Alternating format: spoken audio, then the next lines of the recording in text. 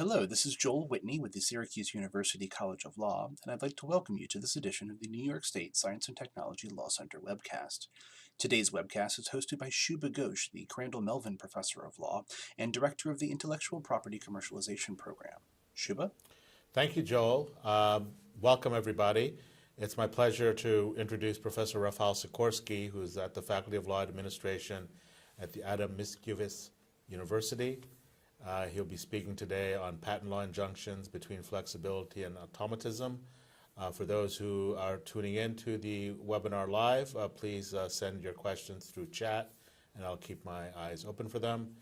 And again, I wanted to welcome you on behalf of the Intellectual Property Commercialization and Innovation Law Curricular Program and the Syracuse Intellectual Property Law Institute. So Professor Sikorski, welcome. Thank you very much, Professor Ghosh, for making this event possible. Very happy to be here. I will talk about injunctions today from a comparative perspective. And my talk will be based on the research that I have done in this area, actually based on three large research projects that I have been involved in. The first one being a project that I led in Poland on patent law injunctions, which was funded by National Center for Science.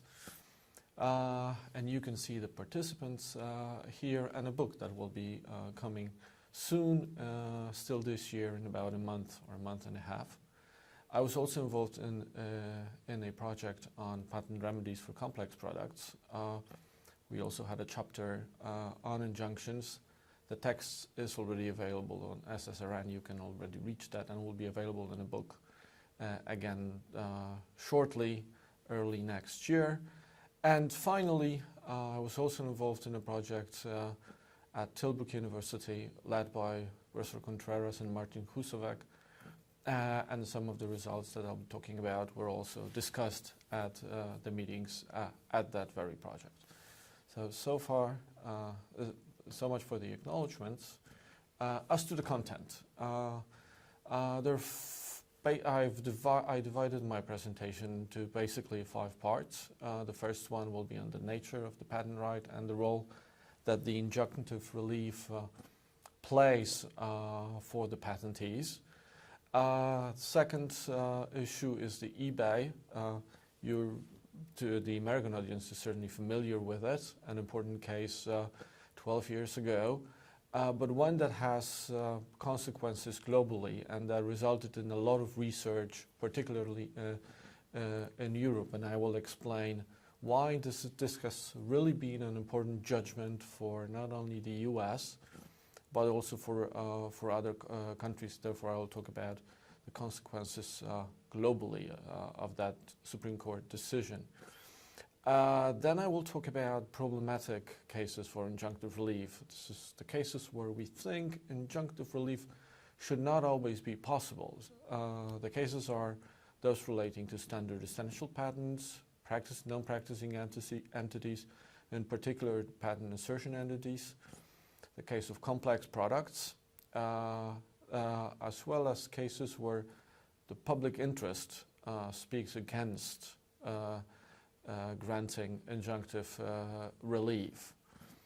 Then I will talk about the legal framework for dealing with injunctions. Part of that framework will be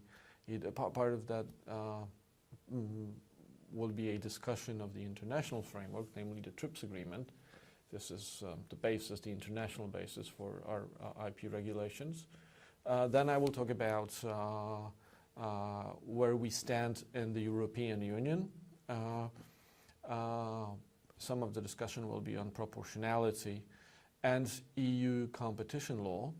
And finally, in that part of my talk, I will talk about the abuse of rights defense, a defense available under civil codes in many European countries, in many civil law countries, one that can be used against something that I would call excessive enforcement of injunctions or excessive injunctions claim. And finally, I will come to some of the conclusions, and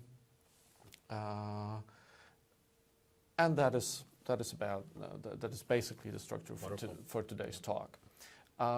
Okay, let us do some basics then on the nature of patent rights and the role, and some basic information on the role of injunctive relief. Now, patents are, this is general knowledge, patents as intellectual property rights are exclusive rights. So we have a right to exclude others from using a patent, from producing, from implementing that invention protected by a patent, or from using a patented process. Now, the reason they're granted is generally to promote innovation, and that exclusivity, that power to exclude others, requires protection.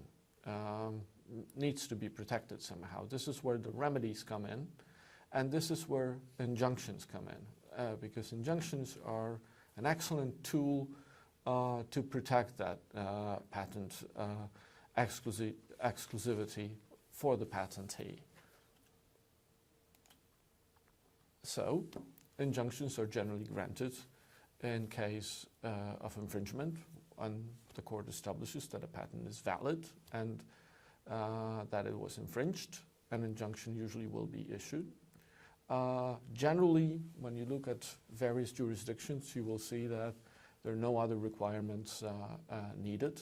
So, for example, the infringement does not have to be an infringement with fault. Fault is generally not a requirement for this remedy. Generally, injunctions are, or used to be, I should say, granted nearly automatically when the court found infringement. This is not the case now, I think, but generally this was the very starting point, and this is where the eBay case came in, the decision of the U.S. Supreme Court. So generally the assumption would be, the starting point would be that they are granted when infringement is established. Well, definitely as such, they are an important element of a properly functioning patent system, and they're available in all jurisdictions. Just a few examples so that you can see how important is the role that injunctions play. Now, if you decide to solely exploit a patent, so if the patentee decides to exploit the patent by himself, then the injunctive relief is important because it allows the patentee to maintain this competitive advantage that the patentee has over competitors because of the invention that is patent protected. But if you decide to license others, for example, and if your policy is that of exclusive licensing, so if you find an exclusive licensee, then injunctive relief, again, is very important because you're protecting your ability to exclusively license and derive royalties from that. The same is the case for non-exclusive licensing. If you have an injunction, you know that you can conduct negotiations with others, with the possible implementers, under the shadow of that injunction, and that the potential implementers know that if they do not conclude a contract, a licensing contract, an injunction will be available. So injunctions have generally an important role, whatever your exploitation strategy is. Of course, injunctions can be permanent and preliminary. The great debate that and the great amount of research that was started after the eBay and Merck Exchange decision of the Supreme Court is basically about permanent injunctions. Preliminary injunctions, the injunctions that are granted prior to the decisions on the merits, are also, of course, very important. In some jurisdictions, they play a role that is far greater than the permanent injunctions. Very often, the cases are not taken up to the full decision on the merits. But this is a separate issue that I will try to, that I will not focus that much today. I will generally focus on on the permanent injunctions, but you have to keep in mind that preliminary injunctions are an important element of the patent system as well, and in some jurisdictions extremely important. Okay, the eBay decision, the reason for the great amount of research that we have had in this area. Now, generally, prior to the eBay decision, to the eBay case in the United States, injunctions were granted in case of infringement and when validity was established. So generally an injunction would almost automatically be granted, and only in exceptional circumstances would that injunction be denied. Generally then, irreparable harm to the patentee was something that was presumed. This is what changed with the eBay decision, where the four-factor test was also introduced, and the patentee is required, the plaintiff in patent infringement cases, is required to prove irreparable harm, inadequacy of remedies in law, so for example damages. Now, considering the balance of interest, the remedy in equity is warranted, so you have to balance the interests of the plaintiff and the defendant. And finally, the public interest must not be disturbed by a permanent injunctions. This is what these are the conditions, the four elements, the four prongs of the test that have to be satisfied. Now, and what is important is that this irreparable harm is not presumed now. So the plaintiff has to succeed on this in this area as well.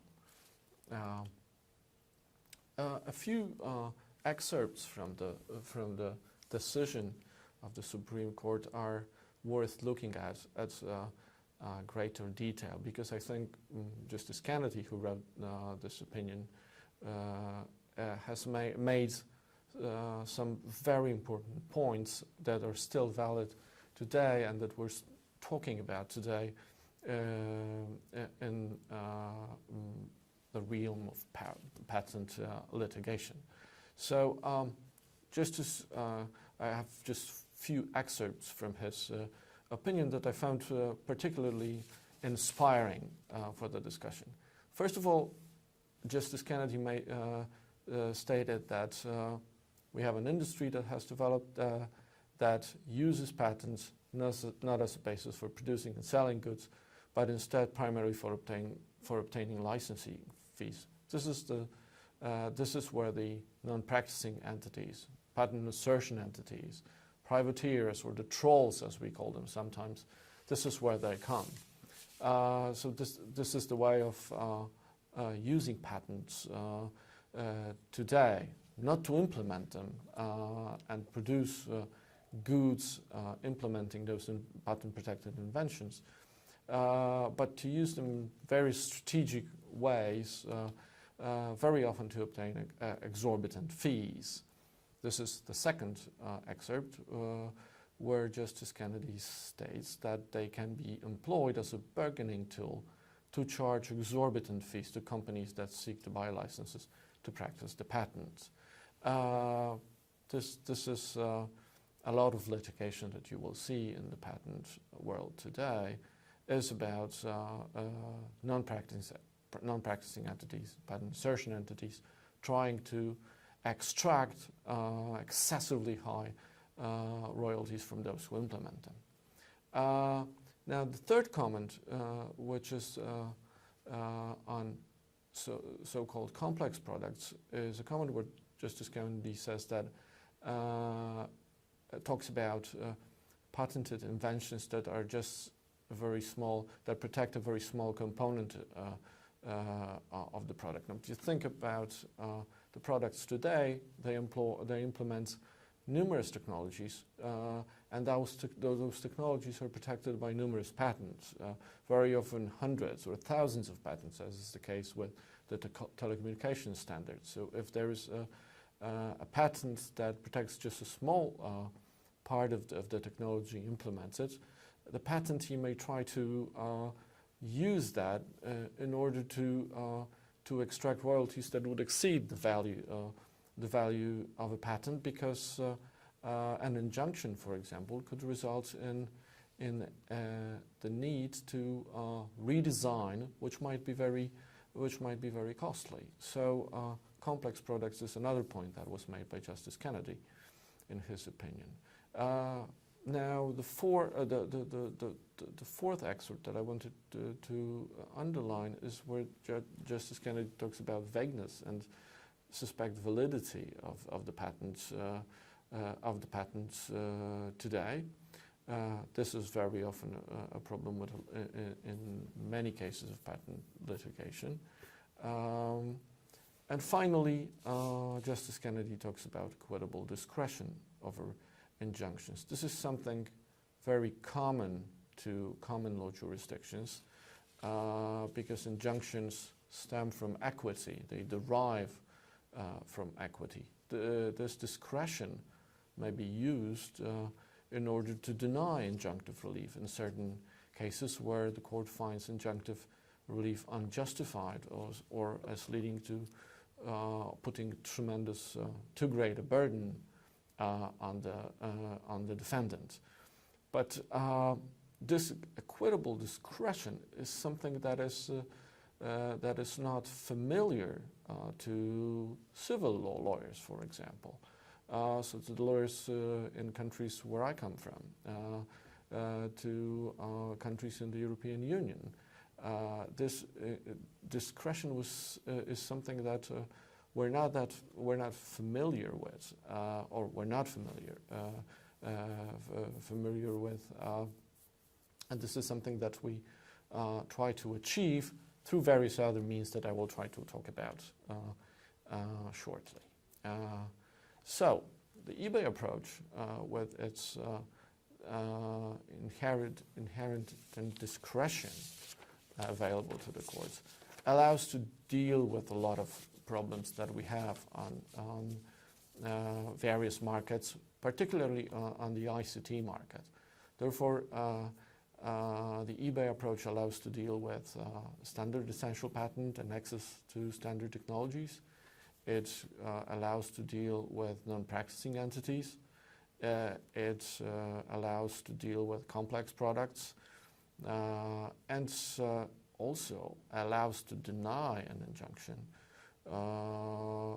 when there would be a strong public interest against granting such relief. Now, just a brief description of where I think we have problems with injunctive relief today.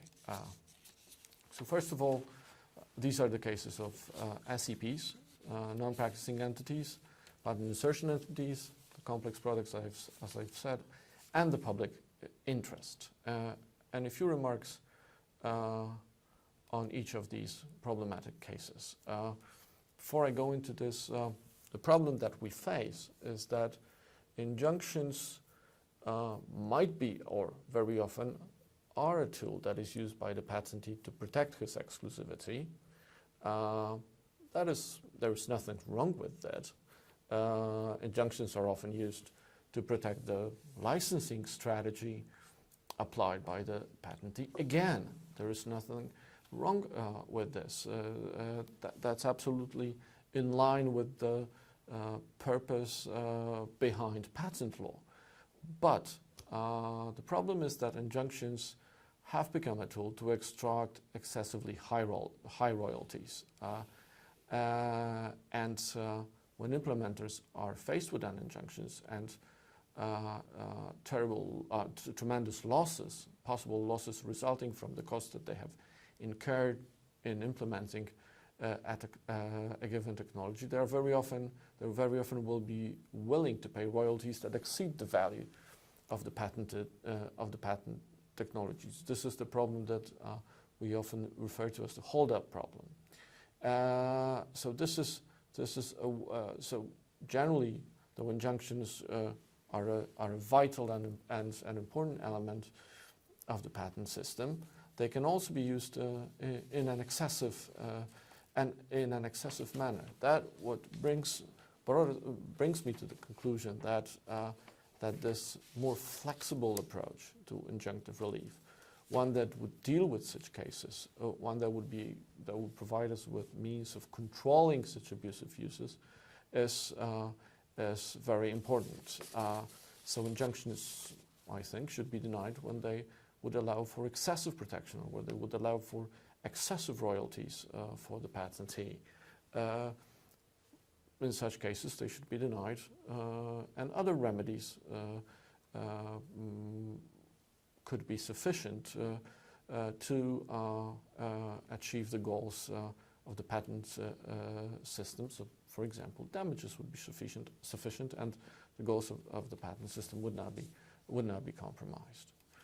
Okay, so the first problematic case is the standard essential patent case. Standard essential patents today are necessary for the use of technical standards.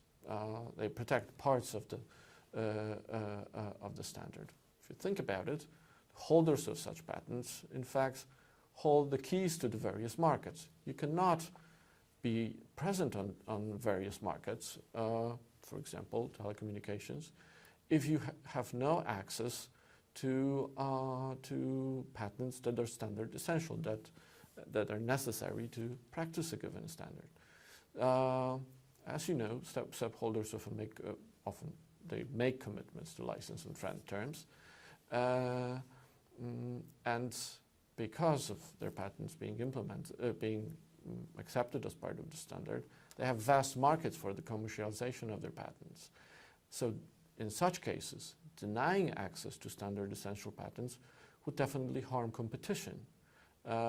This would keep others that would not be allowed to access standard essential patents, to use standard essential patents. This would keep them from certain markets. That would result in less competition, less products, less consumer choice. In such cases, injunctions, if they were available, they would harm competition. So standard essential patents is the first case where granting injunctive relief in each and every case would be highly problematic. Now, complex products is another example. As I've said a few minutes ago, products incorporate numerous technologies today, and many of those technologies are protected by numerous patents. It is also very often the case that we have difficulty, and sometimes it's impossible to clear all the relevant patents. If there are thousands of them, some of them already granted, some of them just being the subject of patent applications. Doing a search, a clearance is sometimes simply not feasible. Some of those patents protect very minor aspects of the technologies implemented in the products. Some play a vital role. Some are responsible for the demand. Some are the driving force behind the demand. Some of them are not. In such cases, an injunction, if granted, would result in the producer having to design around such patents. If they're just minor, why should he do it? Why should he be forced to do this? This would be, in many cases, this could be very costly. So complex products are another example where we think that damages would be just fine, or a reasonable royalty granted would be just fine. An injunction would do too much harm to the implementer.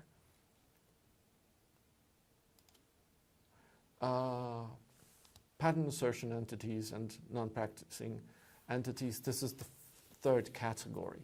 That's a category where we have very different type of entities involved. This area has been an area very carefully studied. It's been a subject of very thorough research on both sides of the Atlantic. I have put on a few studies. Some of them deal with the U.S. Some of them deal with the European Union. Generally, the problem behind these entities is that a large portion of them are the entities that are not they're not involved in any research and development activities. They're not producing anything.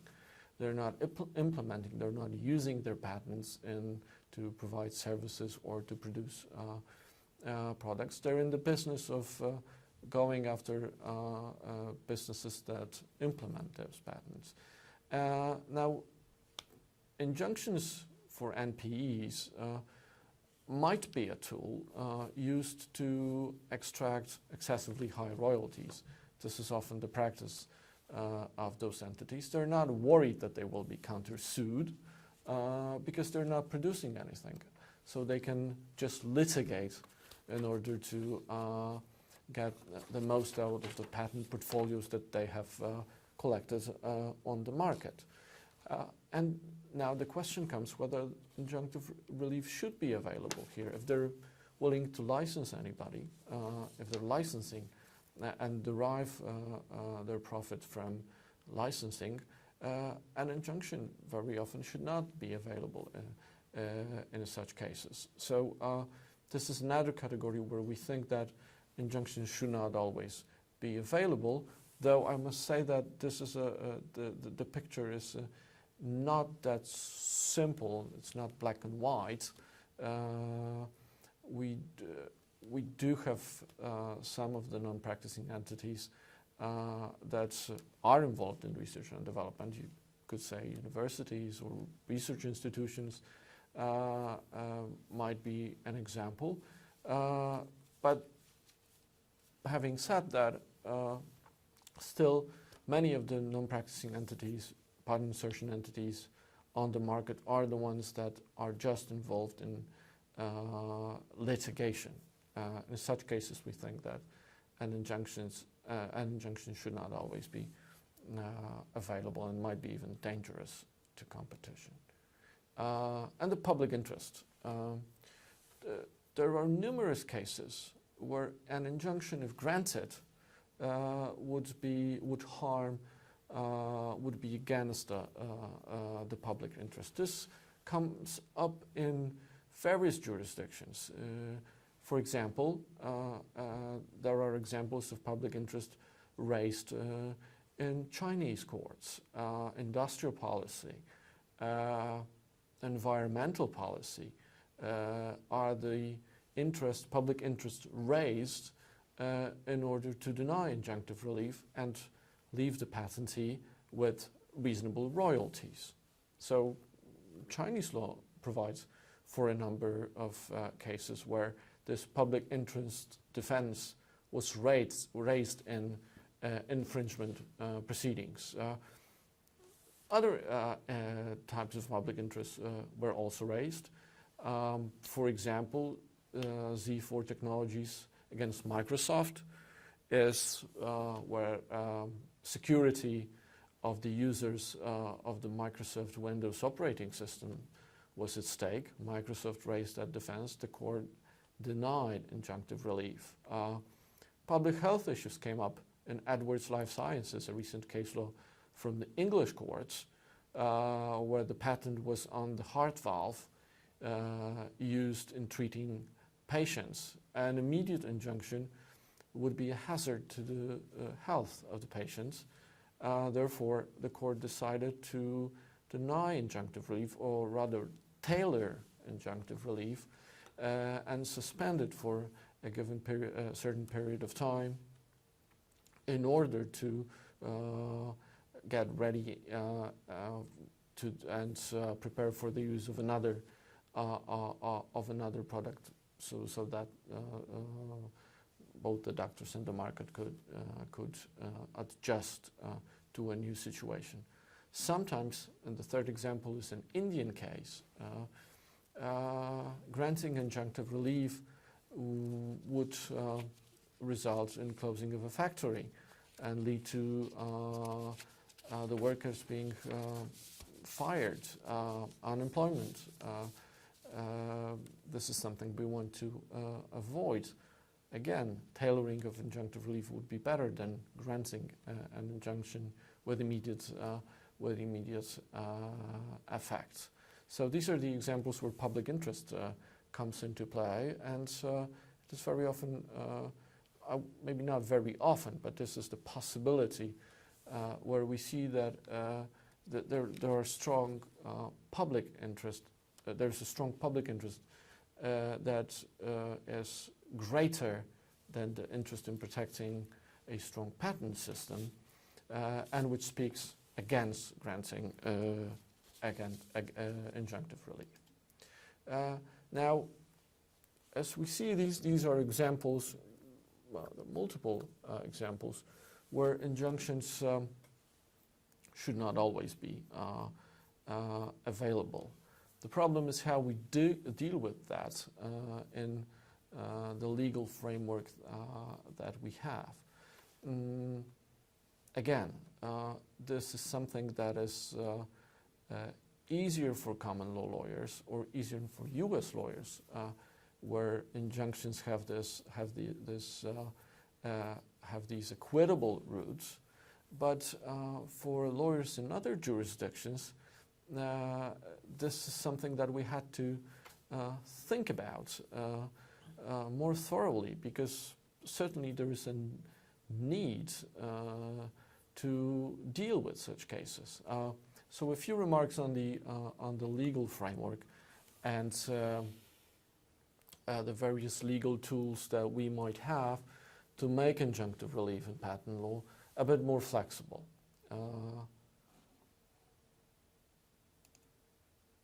I want to talk about solutions at the international level, particularly the TRIPS agreement, at regional level. Coming from Poland, the region that I would mostly interested in is the European Union, so I will talk a bit about European Union law and the EU directives on enforcement of IP rights and trade secrets, where I think that there are interesting developments leading to greater role of the proportionality principle in granting remedies. And then finally, I will take a closer look at various national solutions, particularly the abuse of rights defense, which might be a tool leading to greater flexibility, a tool that would be capable of controlling that excessive use of injunctive relief by the patentees. Now, at the international level, TRIPS agreement is, of course, crucial. It's interesting for many reasons. It's the first agreement that, international agreement of that type, first international multilateral agreement that expressly deals with the remedies in Part 3. This is an agreement where the drafters realized that effective protection requires effective enforcement. So unsurprisingly, having introduced Part 3 with its rules on remedies and procedures and various measures available to IP holders, the TRIPS agreement also deals with injunctive relief. Now, TRIPS agreement comes from the early 1990s. Of course, at that time, the drafters could not have envisaged the area of aggressive patent litigation with the patent assertion entities, non-practicing entities, standard essential patents. So it's interesting to see how the drafters managed to provide us with flexible tools that could be that could cope with the demands of today, and I think they have done pretty well. If you look at the TRIPS agreement, the general provisions say that the remedies must be fair and equitable. What that usually means in international types of agreements is that in deciding upon the remedies, reference must be made, we must refer to the proportionality, good faith, due process, non-discrimination. Now, TRIPS also says precisely that remedies should be applied in a manner that avoids creation of barriers to legitimate trade and provides safeguards against their abuse. Now, that immediately rings a bell in the context of patent litigation and the context of excessive claims by numerous patentees. And finally, TRIPS, well, of course, TRIPS is an international instrument. It requires the parties to the agreement to provide their courts with the ability to grant injunctive relief. But of course, TRIPS, as you can see, leaves substantial degree of discretion to the implementing parties. But TRIPS, interestingly, has a number of provisions that are very specific with respect to injunctive relief.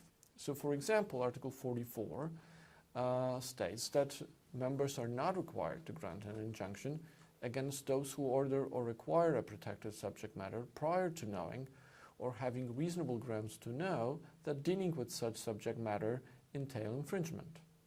This is a case where the TRIPS seems to refer to cases of non-negligent, unintentional infringement.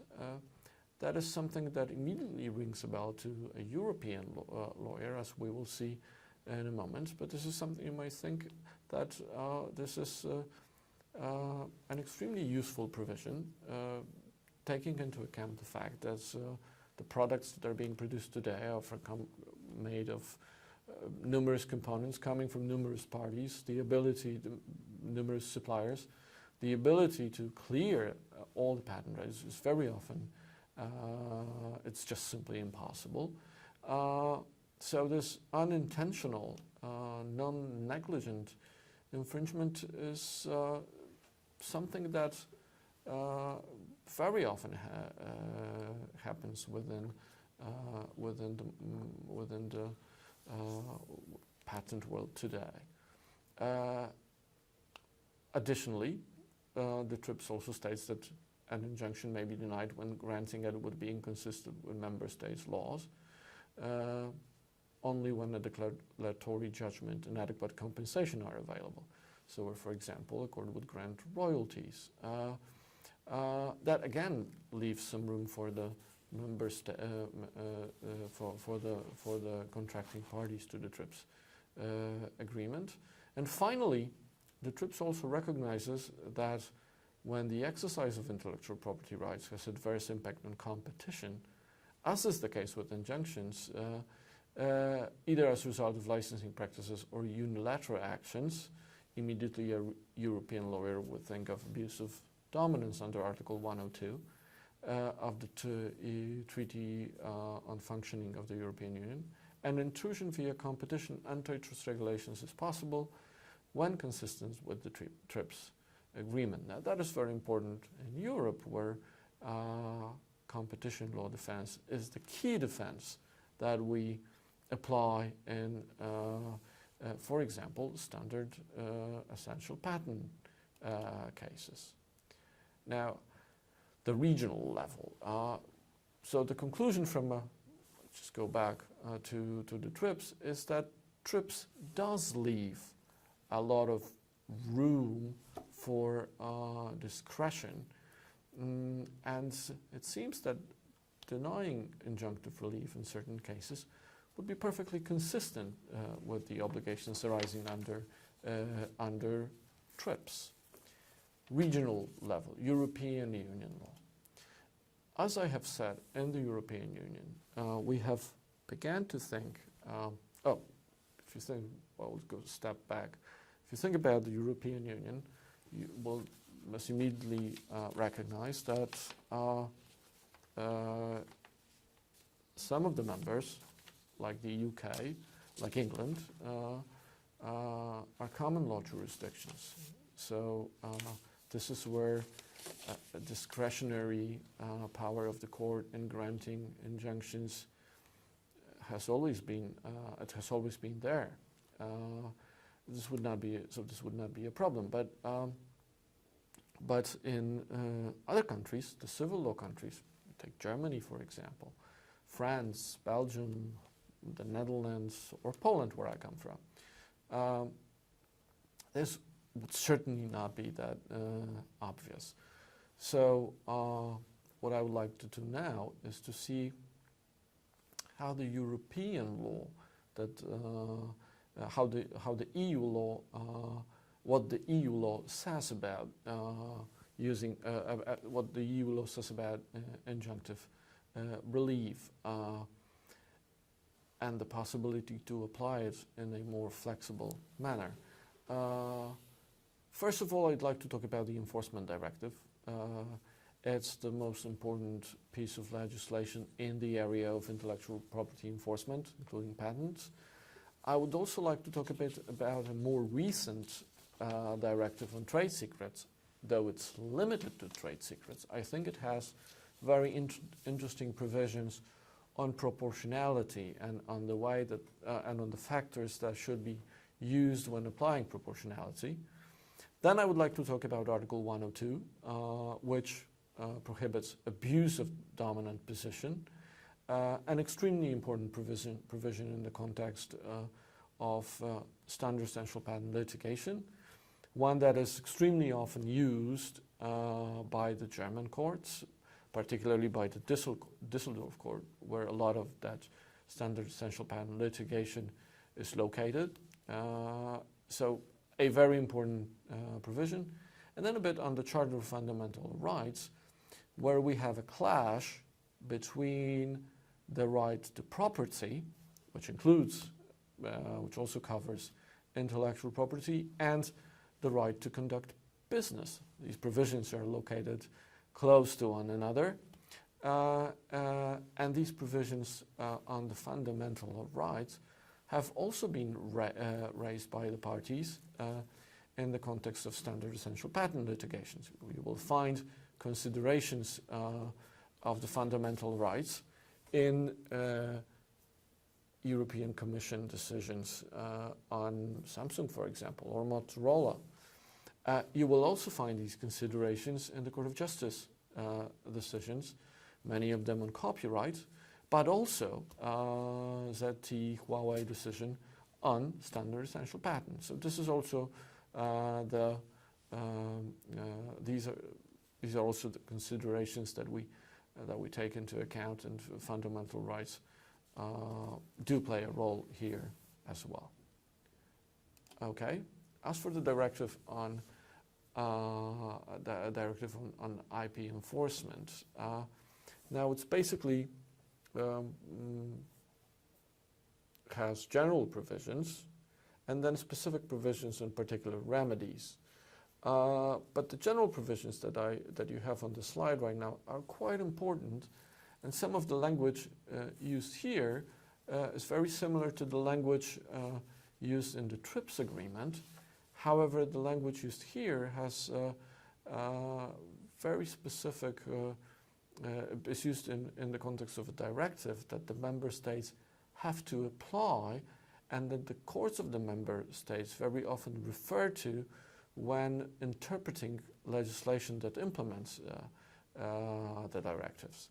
So the general provisions, I would say, are very important here. If you look at Article 3, you will find that the remedies must be, so also injunctions must be effective. That would probably, and dissuasive, which would probably speak in favor of a strict injunction regime. They must also be proportionate. That's the third pillar of the enforcement mechanism under EU law. So proportionality is equally important. So not only effectiveness and dissuasiveness, but also proportionality. Now you find familiar language here to the one we had in the TRIPS agreement. Again, they must be applied in a manner that avoids creation of barriers and that provides safeguards against their abuse. And finally, Article 3 also says they must be fair and equitable. That's pretty much a repetition of the proportionality, but that is something that we have to take into account when applying injunctive relief in the course of patent infringement proceedings. And then we go to the specific provisions, which are not extremely elaborate. Article 11 just says that members simply must ensure that injunctions may be granted. So that's a very general provision. So it must be one of the tools that is available to the patent holders or other IP holders. But then there is an interesting Article 12 provision which specifically deals with flexibility. And it says that pecuniary compensation may be ordered instead of an injunction, but in a limited set of circumstances. That is when the infringer acted unintentionally and without negligence, where there would be where granting injunctive relief would cause disproportionate harm, and if the pecuniary compensation was satisfactory. These are the requirements, all of which must be met in order to order pecuniary compensation instead of an injunction. That you will immediately recognize that the provision is extremely narrow and that the requirements for its application are very strict. That immediately you will also notice that, for example, in case of standard essential patent, they will not be met because the implementers intentionally use standard essential patents. They know they have to use them to be present in certain markets where they implement technological standards. So this is a very narrow provision. Now the problem here is that is whether we can also deny injunctive relief by referring to proportionality in other cases. Now you might say this is a specific provision which specifically tells you when an injunction may be denied. Therefore, denying in other cases should not be possible. I don't think this is the case. I think that proportionality, as Article 3 states, must be also taken into consideration in all other cases when remedies are sought, including injunctive relief. And I think that proportionality might also lead to denying in other cases. But that is not what. There must be maybe some disagreement over this. Article 12 causes some interpretational problems, but English courts, if you look at their practice, do not have those problems, and they refer to Article 3 and are ready to deny an injunction also in cases where simply they find injunctive relief disproportionate. It's interesting to look at the trade secret directive for one reason. Although it's limited to trade secrets, it exactly tells you, it's very specific on the proportionality issue. Now the more general IP enforcement directive just spoke about proportionality. It shed some light on its meaning by saying fair and equitable, by saying that rights should not be abused, but that was very, very general. This trade secrets directive is much, much more specific on the proportionality issue. For example, it says that the value characteristics of a trade secret must be considered. If you translate it into the patent litigation, you might say that a patent protecting a very small part of a complex product maybe should not always open the way for an injunction, especially when monetary compensation would be enough. So this is an interesting factor that we might consider in the context of patent litigations. Now, the factor 2 talks about measures taken to protect it. Now, if you apply this mutatis mutandis to the patent litigation, you might say that if a party, that if a patent holder simply licenses out its patents, it's a non-practicing entity, it simply does not use injunctive relief, it wishes to license. Why should we then grant a license, grant an injunction in each and every case? This is also something we can take into consideration. Now, conduct of the infringer in acquiring, using, disclosing. If the infringer is willing to license, it's willing to pay, that could also be taken into account. Impact of the unlawful use of the trade secret, again, applying it in the patent context. If the patentee licenses out its patent portfolio, this might speak against granting an injunction. This would be the case with a lot of non-practicing entities. Now, taking legitimate interest of the parties, you will notice that some parties will be satisfied with monetary compensation. Legitimate interest of third parties. Sometimes, for example, those workers that would be fired, you could also take that into account. Public interest, we've talked already about public interest, and the fundamental rights considerations. You can say that in the context of standard essential patents, right to conduct business would speak in favor of denying injunctive relief. So these are the factors that I think tell us a bit more about the content of the proportionality principle and the various considerations that we might have when deciding on granting an injunction. I think that they may be used to give some meaning to the proportionality requirement as it was stated in the 2004 Enforcement Directive. Now, of course, proportionality, what role does it play? Now, of course, you cannot base your litigation on the directive. The directive has to be implemented. But the directive produces so-called indirect effects. All the courts in the member states are required to interpret their national legislation in conformity with the EU.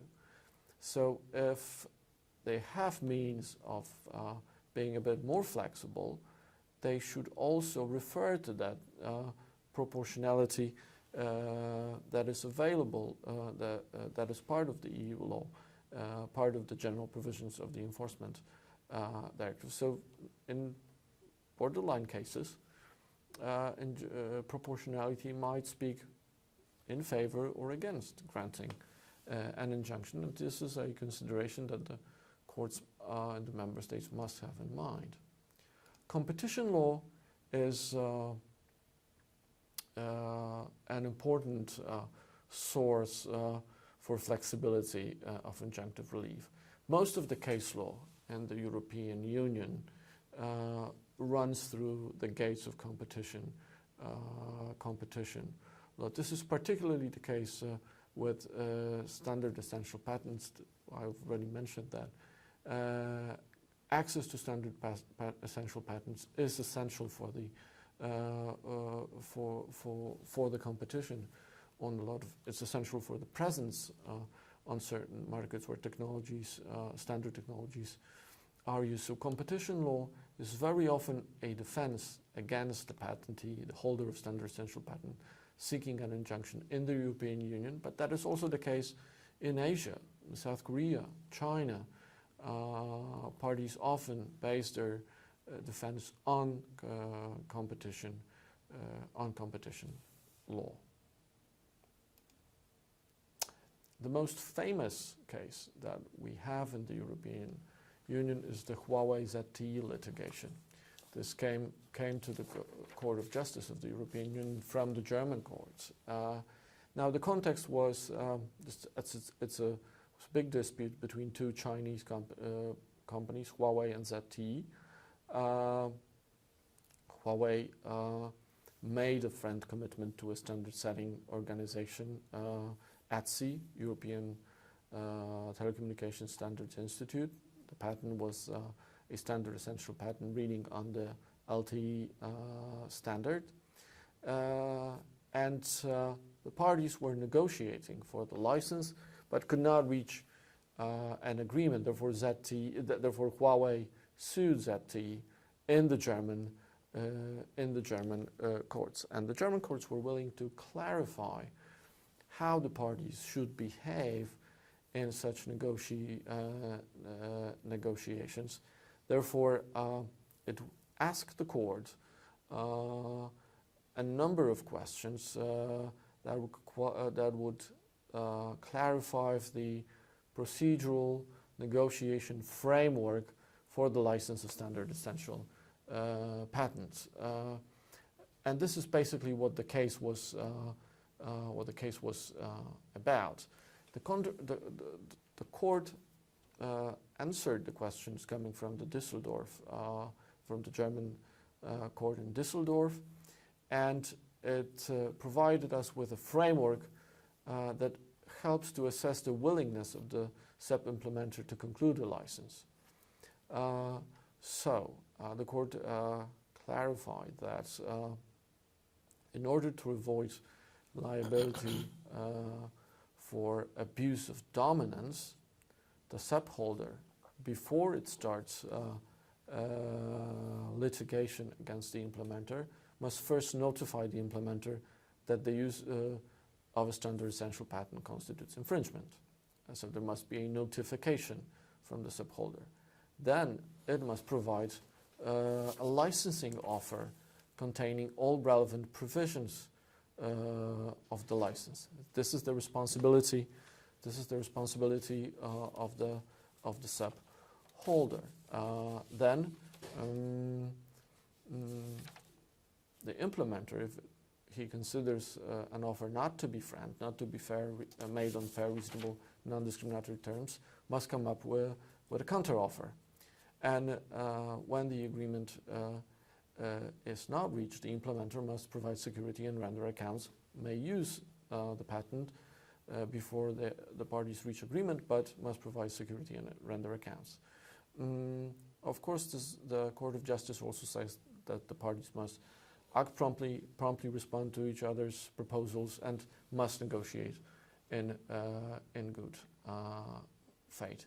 This procedural framework is very general, and it has been tested on numerous occasions in front of the German courts.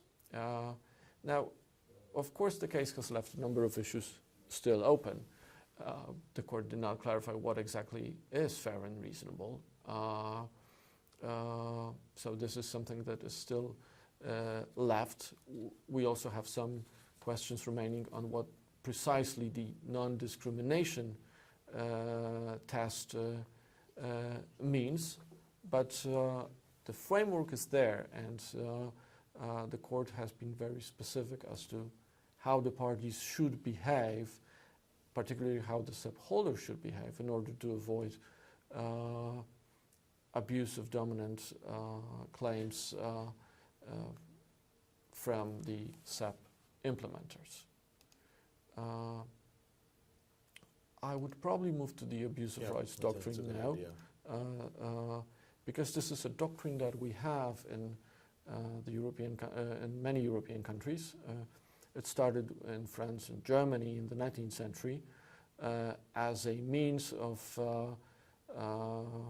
providing a certain check on the exercise of property rights, but it's also known to Swiss law, for example, And it's also known in countries like Japan and Korea. Basically, the abuse of rights doctrine, there's a lot of agreement on how this abuse of rights doctrine works. So it's can be used when exercising right, when the right is exercised with the sole purpose of harming another party, or when the right is exercised in a manner that is causes disproportional harm to another party, while bringing little benefit to the right holder. It can also be used when the right holder induced reliance and then subsequently acted contrary to that reliance. It can also be used if the right holder tolerated infringement for a significant period of time. And finally, exercising a right may also be abusive when it's contrary to the social and economic purpose. Now, that translates pretty well to a number of the problematic cases that we have with injunctive relief. Now, if you think of the trolls, for example, you will notice that such non-practicing entities, trolls, often use the patent rights in a way that really does not fit the purpose for which these rights have been granted. Getting excessive royalties is not something that is in line with the patent system. These royalties are not necessary for the patent system to maintain its function of incentivizing innovation. Now, in the friend commitments, you might think that which are made in the standard setting context, certainly reliance is induced on part of the market participants that there will be licenses granted. And if then the standard essential patent holder acts contrary to that promise, that reliance created, that promise is breached. So that pretty much fits into the context of abuse of right. If you take complex products then, and a patent that reads on a very small minor feature of a technology, then you will immediately notice that the benefit resulting from an injunction will be small, while the harm to the implementer might be extremely disproportionate. So these cases are the cases where you see that you might deny an injunction using the eBay framework, but you might also deny it using the abuse of rights doctrine. You come up with the same result. So Professor Sikorski, this is helpful. I think you have some conclusions. Let's spend a few minutes just discussing a little bit. Yeah. I think the conclusions, we'll provide the slides to the viewers and they can look at them. I think they summarize what you've said. Just a few questions though. One is, for both the abuse of rights and the competition, those would actually make the patents themselves at least unenforceable, not in toto, but at least in that particular case. So it does go beyond just simply adjunctive relief because damages wouldn't be available either. Is that correct? That is correct. If a patent holder abuses his rights, then the court should deny injunctive relief. Now, but they couldn't also get damages as well because the US. Well, English courts would of course grant reasonable royalties. Okay. So it's not saying that the patent is unenforceable. No, it's just simply saying, okay. It's just saying a remedy, an injunction is not available in such cases. Okay. But reasonable royalties would of course be granted, and the court would decide upon the reasonable royalties in such a case. And for the competition law, then, though, there would also be some remedies against the patent owner. Yes. If they had violated the competition laws. If the SEP holder violates the competition law, simply a claim for injunctive relief should be denied. Yes, okay. Should be denied. If a licensee is not willing to conclude, then of course then an injunction would be available. That's of course the case. Okay. But if the licensor abuses his right, an injunction would be denied. Yes. Okay. Also, you mentioned the eBay framework. To what extent have the EU courts adopted eBay? Have they cited it frequently? How have they cited it? What exactly is the use of that framework in the EU? I know there are comparable frameworks which you've laid out, right? But under the TRIPS agreement as well as the directives, and some of them have been implemented and competent. But how about the eBay case itself? Is it something that has driven many of the things? Some of them I couldn't have because they're 2004, so they were pre-eBay. So yeah, that's pre-eBay. But the eBay, I think the effect of the eBay has been particularly in the has spurred a lot of research in this area. okay. So we started to recognize that there's quite a substantial number of cases where you would think that an injunction simply should not be available. Okay. That an injunction is not necessary for to maintain those incentives to innovate. And therefore, we started to think to analyze European laws, national laws, to check whether we also have such possibilities for denying injunctive relief in certain cases. Yeah, yeah.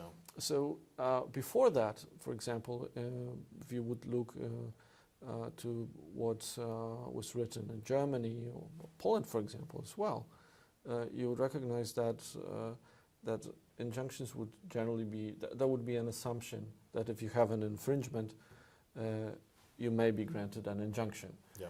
And the result of eBay is that it was stronger than that. Not just may, must. Right? Must be granted. Yes, that was this automatism that everybody would speak of. Right, right. And after eBay, we started to realize that automatism may be very dangerous. For example, for competition. So and that it would harm competition, that it would harm innovation, that it would harm follow-on innovation on certain markets. And that is where we started to think that maybe we should be more flexible with that. And I think this is where the Directive of 2004, of course it did not envisage eBay, that we could not foretell the future. And the decision of the US Supreme Court basically repeated, I think, the phrases used in the TRIPS agreement without thinking much about it. Without citing it, I think there's always a hesitancy to cite of course. But we were just repeating that in our framework. But then after eBay, we recognized, well, maybe there is a way to use them. And now, you know, that proportionality might mean something in such context of abusive litigation. So maybe then we did not envisage that, but since we have it, that principle may mean something, you know, for SEP context, for example, or you know, public interest considerations. Well, thank you for taking the time to meet with us. It's been very, very instructive. We covered a lot of ground, and I think it was very informative. Thank you. And I hope we can continue the conversation in many ways with our collaboration between our two universities. Thank you very much. Thank you again. Grateful for the possibility of being here. Thanks. Thank you.